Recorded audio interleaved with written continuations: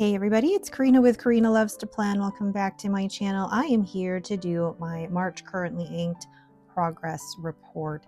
So I'm going to show you what I thought of each pen and ink pairing. I'm also going to give you a flip through of my Hobonichi A6 Hone, and I'll also show you a new tracker that I introduced in March to track how many times I'm actually using my pens. That might be a little bit extra for most people, but for me, it was really helpful. And then I'll go through how many pens I purchased, how many inks I purchased, and all of that acquired this month. Let's get started. The first pen and ink combination was my Waterman Karen in Amber with Diamine Tyrian Purple. So I gave the ink a 9, the flow a 9, and the comfort level of the pen a 9. What a beautiful purple burgundy color. This was very well behaved in this smooth, extra fine nib, and it was a really great journaling combo. And I'll just show you as well how much is left in the converter. Maybe that's even hard to say, maybe like oh yeah, there's still quite a bit in the converter. Now, I am of the mind where if I am done using a pen and ink combination, I will dump the rest. And I know some people don't like that, or they want to be able to put it in a sample vial to use for later. I honestly just, if I'm done with it, I dump it. I don't force myself to use something once I feel like I'm done with it. If I was the type of pen and inker, basically, to just use a pen until it was fully done, then I would. But because I have 15 inks over 30 days coming up, I'm okay with dumping that. So I'll also show you what the pen and ink look like in my Hone. So in the Hone, this is where I like to do the different paper swatches as well as compare it to the Tomoe River paper. The way that it looks on the Rhodia paper, it looks grainy on the Rhodia paper. I love how light it looks on the Cosmo Airlight, but then it's got more of a purple base, whereas it looks more burgundy in the bottom 3 papers. And then one of the things that I like to do as well is the Zentangle, and then just a little rose at the bottom with my paintbrush. I love doing Zentangles. It's such a great way to be able to use the pen. So that is my Waterman Karen with Diamine Tyrian Purple. The next pen and ink combination is it's my TWSBI Eco in Espresso Bronze, and this has Sailor 50 States, Ohio. So I gave the ink a 10, the flow a 10, and the comfort level of the TWSBI Eco an 8. This was the perfect match. It's a beautiful ink. I've got a really smooth, extra fine nib on here with great flow. It's good for work notes and short journaling sessions. The TWSBI Eco isn't always one that I go to for comfort, but it's good, in a snap for short journaling sessions. But I'll also show you here my little A6 Hone. I love the way that this looks along the different papers. Look at how much more purple it looks on the Cosmo, and then warmer toned on the Onion Skin Yamamoto Bank and the Bank papers. Amazing how the papers can just make an ink look so different. And then doing the Zentangle here. I also love how in the rose, it actually looks a little bit dusty pink in that too. Really, really lovely. So that is my TWSBI Eco in Espresso Bronze with Sailor 50 States, Ohio. The next pen and ink combination is my Jinhao 10 in the Coffee Gradient, and this has Kobe and Felissimo Milk Chocolate. Oh, love that. So I gave the ink a 10 because, it's gorgeous. The flow an 8, and I'll explain that later. And then the comfort level of the Jinhao 10 a 9. This ink is stunning because you know how much I love my dusty pinks. I love the dusty pink, and it was such a joy to use in my A6 5-year journal. Now, the Jinhao 10 is known for its issues with evaporation, but overall, really fun combo. Just showing you as well in my A6 Hone or Hobonichi Hone, you can tell there were some evaporation issues because you can tell at the start of the Zentangle, the ink starts really dark, and the more that I used it, the lighter that it got.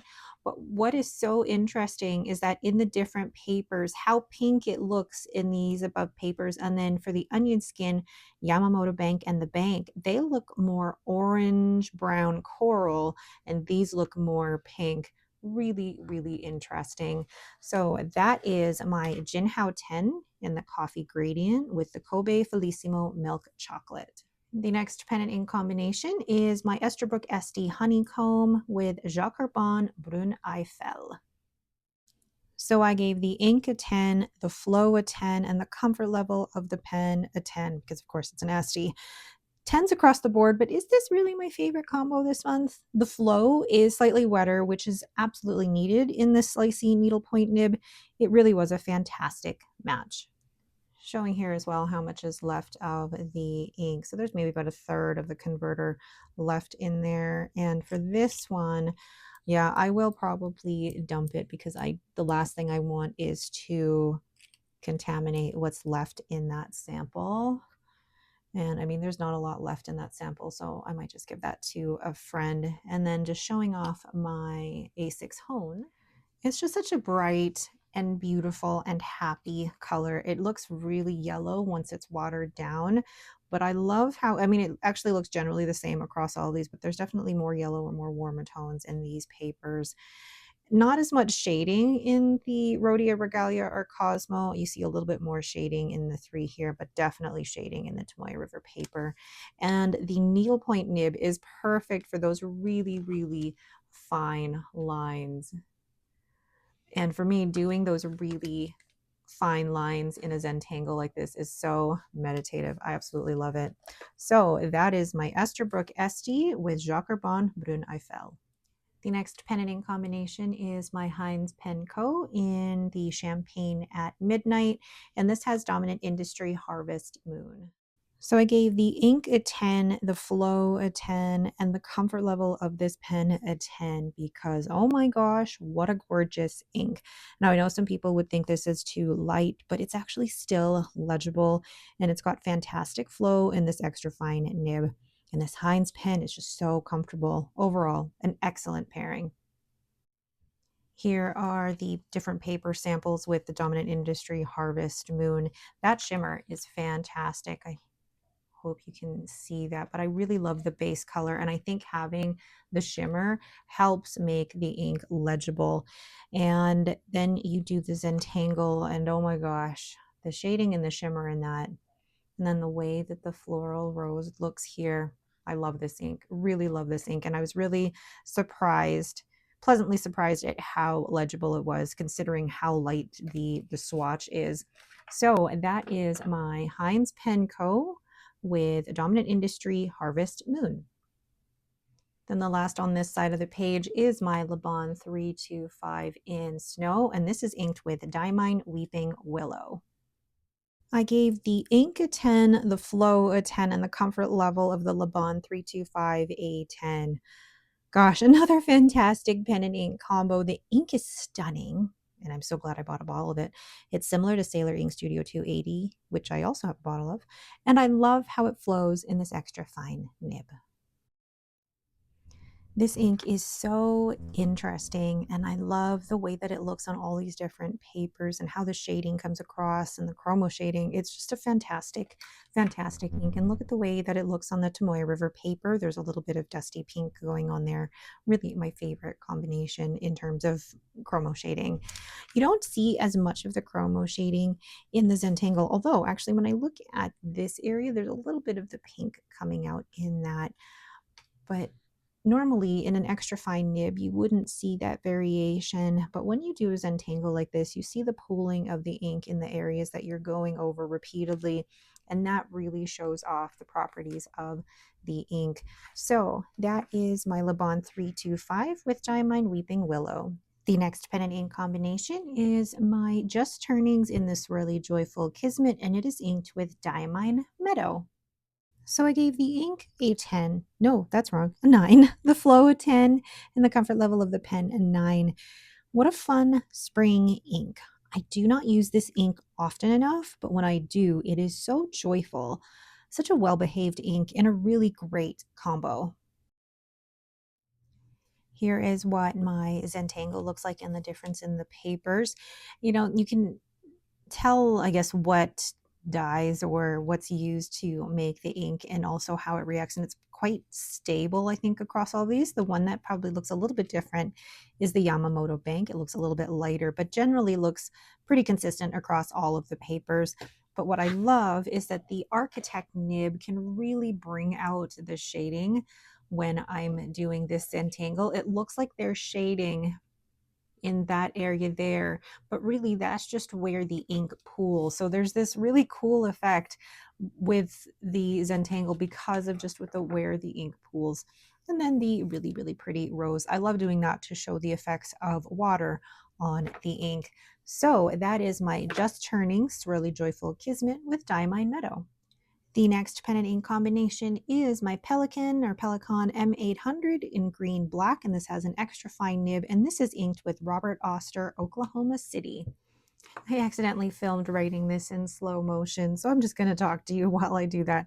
I gave the ink a 9, the flow a 10, the comfort level of the Pelican M800 a 9. It's a really pretty green. There's nothing to fault it. It's just not a green I would normally gravitate to.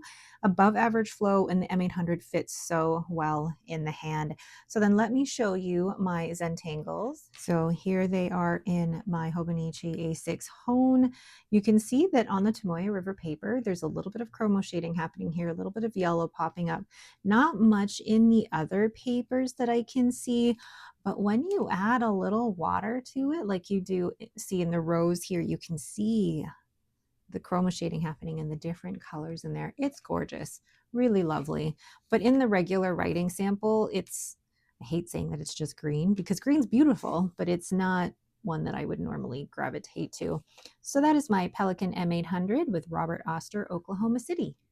The next pen and ink combination is this Mayfair Pens Vanier model with the Tiffany resin, and it's inked with Diamine Eau de Nil. So I gave the ink a 10, the flow a 10, and the comfort level of the Vanier model a 9.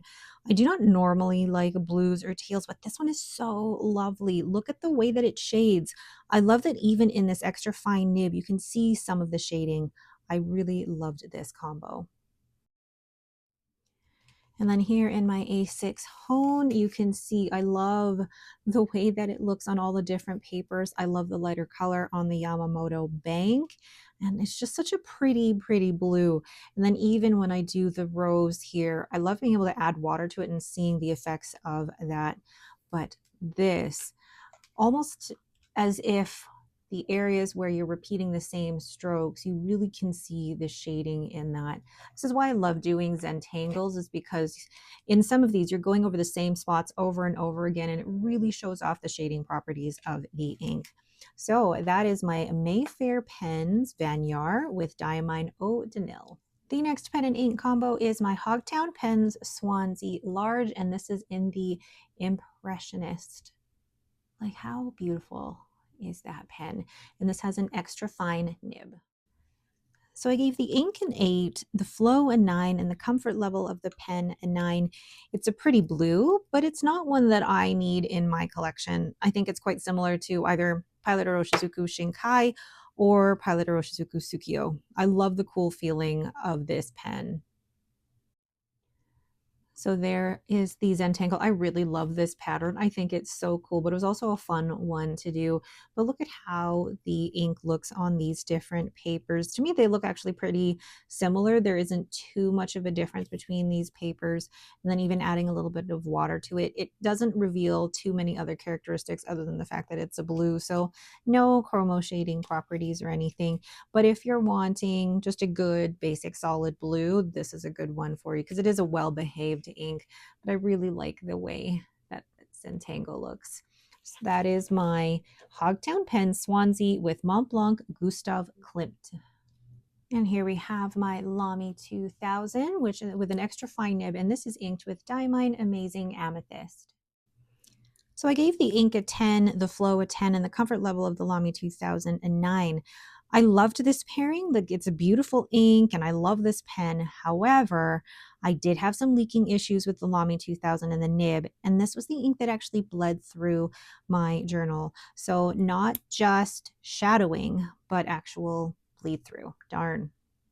So there is Diamine Amazing Amethyst in my Hobonichi A6 Hone. I really like the way that the purple looks on there. You can see some of the pink coming out in the chromo shading on the Tomoe River paper and a little bit in the rose when you add some water.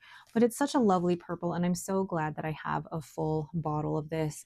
However, paired with the Lamy 2000, I was getting some leaking issues. I even tried to, when I fill this pen, expel a bit of the ink to prevent that, and it still occurred. Not too badly, but I still found some ink around the edges here. As you can see, there's a little bit of staining there. And then in my A5 journal, this was the only pen and ink combination that had some bleed through on that Hobonichi Tomoe River paper. So I don't know what it is, whether it's the pen or the ink, but yeah, I loved writing with it, but the, I guess, after effects weren't great. So that's Lamy 2000 with Diamine Amazing Amethyst. And the last pen and ink combo is my Leonardo Momento Zero in Andromeda, and this is inked with L'Écritoire, no, L'Écritoire Prune, gosh. So I gave the ink a 9, the flow a 9, and the comfort level of the pen a 9. It's a pretty pen and ink combo. There were no issues with this at all. It's got average flow out of the extra fine nib. It's a lovely color for spring and summer.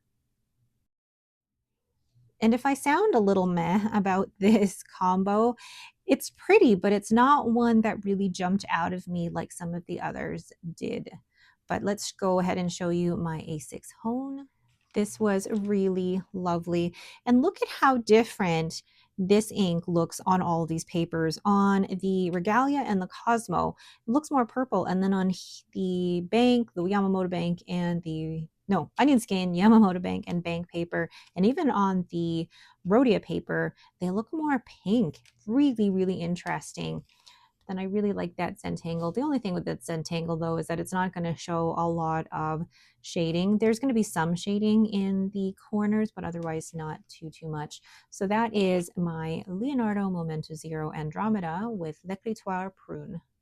So there are all of the pen and ink combinations that I had for March, and it was really hard to choose, I guess, a favorite because I loved all of these for different reasons. I really loved using the Jinhao 10 with that milk chocolate. Just, gosh, so fun. And if you watch my recent hot take video, I do love the Jinhao 10. I now have 4.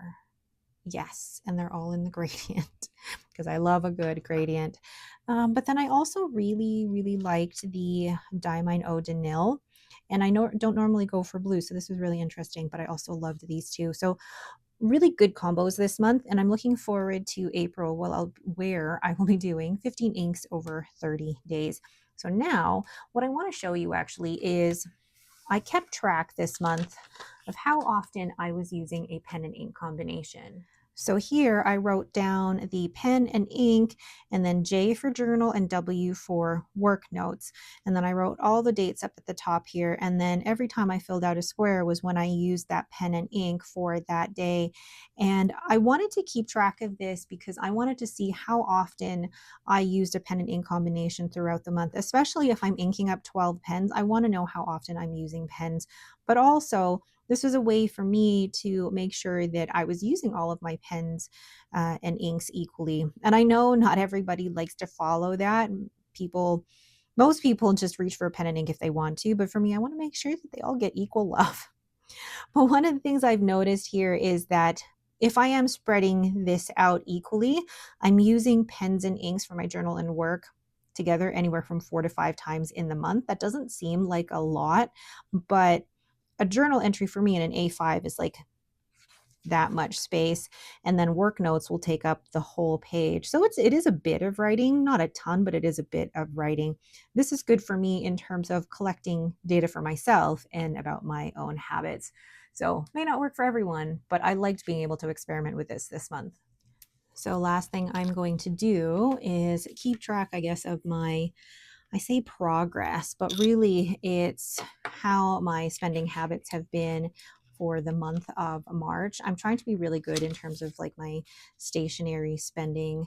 I have a lot of stickers. I have enough ink to last me for a while. So I just want to make sure I'm keeping track of that. Again, this isn't for everybody, but this works for me. So this is my, I guess, progress. update. And we'll look specifically at, here we go, pens. So how many did I purchase this month? Oh, hold on. One purchased this month, and that was the Pilot Kakuno. There were 0 gifted to me, and I sold 1 pen. So then my total numbers are at 50 pens. This number does not include the Jinhao 10s that I currently own. Then the next thing I keep track of are my ink samples. And in terms of ink samples that I've purchased, I am not counting the Van Ness order because I did not receive it in the month of March, so I'm going to count that purchase towards April. So 0 samples purchased. I was gifted 12 samples. Oh gosh, gifted. And this is supposed to say purchased. Oh boy. And then there were 6 that were used or given away, which puts my total sample count at 71. Then last but not least, ink bottles purchased. So ink bottles, making sure I'm still in frame here.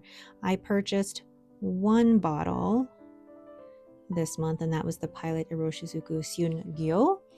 And then there were 0 gifted and 0 used or given away. So my total count of ink bottles, and ink bottles also counts like the small, I say small, but the smaller diamine bottles, I am at 64. All right, so that is my progress report for March. What are your thoughts on everything that I've shown you here? I liked March. March was a great month for pens and inks, but now I'm looking forward to April, where I'm going to be trying out 15 different pen and ink pairings. I'm not going to be doing 30 inks 30 days because that's a lot. For me, I find 15 inks over 30 days a lot more manageable. So watch the space for that. All right, but that is it for me. Thank you all so much for watching. If you have any questions, please leave them in the comments below. If you like this video, please leave me a thumbs up and don't forget to subscribe. Thanks for watching and have yourselves a great day.